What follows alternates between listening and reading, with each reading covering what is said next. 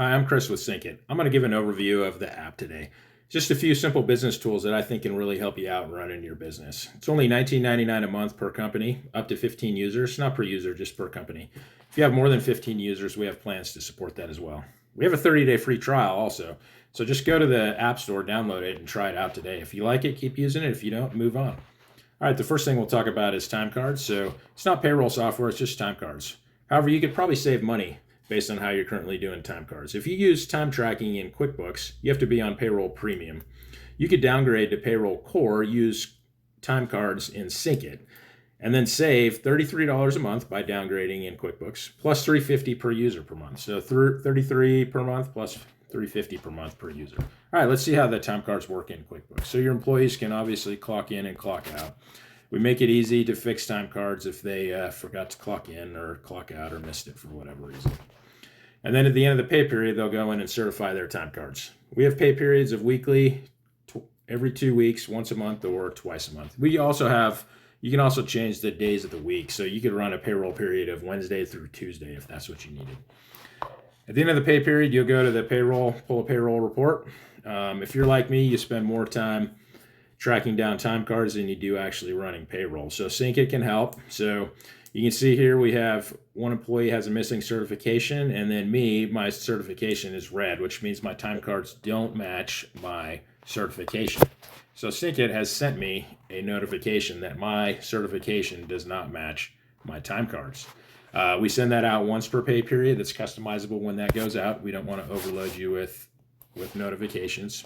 So I got that notification. It told me I needed to go in, certify my time cards, say that it's true and accurate, certify it, and then by the time the person running payroll logs in, hopefully everything is greened up, since the employees that didn't have their certified time cards received a notification, and hopefully they fix that before you're running payroll. All right, equipment. It doesn't track GPS, it just tracks information and servicing. We've got equipment types. These are customizable. Just helps you sort your equipment if you have a lot of equipment. We'll pull up test equipment, show you some of the information that you can track here. Miles or hours, whichever is appropriate. You can upload registration and insurance documents. That way, if your employees need the registration or insurance for a vehicle and they can't find it in the vehicle, it's here. It's available to them. You can upload the VIN or any other information. You upload the tire size or any other information. Add notes to track that. Set up service schedules. So in this case, I've got a test service that's supposed to run every 50 miles. The next one's due at 101 miles. And I've got a weekly service that's due every 7 days.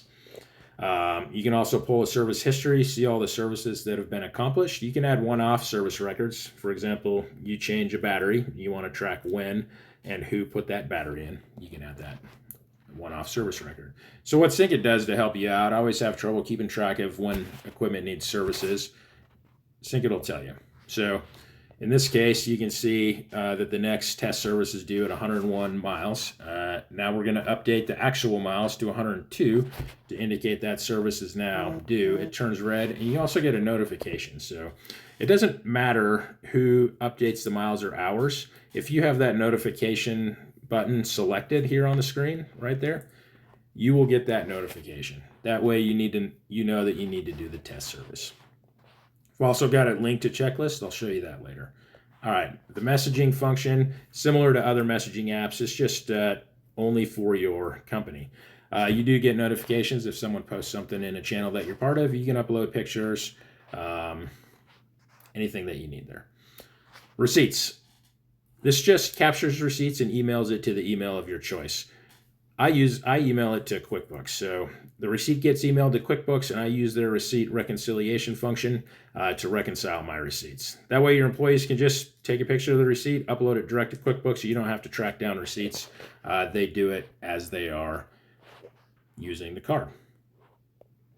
Checklist. So you have things your employees need to do every day, put it in a checklist. You can have the frequency of the checklist from 1 day up to 1,000 days, whatever you need, or 1,000,000 days. We also have checklists that are due as needed, so they show up in the checklist due block, but they don't show up on a checklist overdue block.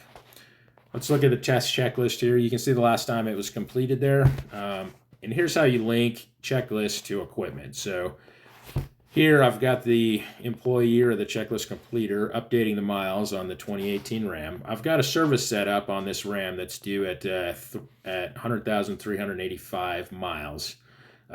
So during the course of a day, they update the miles of the vehicle, and I receive a notification that that service is due. You can also link services here. For example, we've got greasing the machine here. They do the service and they complete it in here. It updates it in the app. You can also use the app as a inventory tool. They don't have to complete all the items to complete the checklist. And I'll show you how you can use that here in a second. So they can also upload notes. The notes are generally from the checklist completer to the supervisor so they can transmit information. In this case, they need more truck oil. So they complete the checklist. And then you, as the supervisor, on your dashboard, I use this every day. You can go to the checklist tab and then uncompleted tasks. You can see they didn't complete the shovel task, which means they don't have a shovel.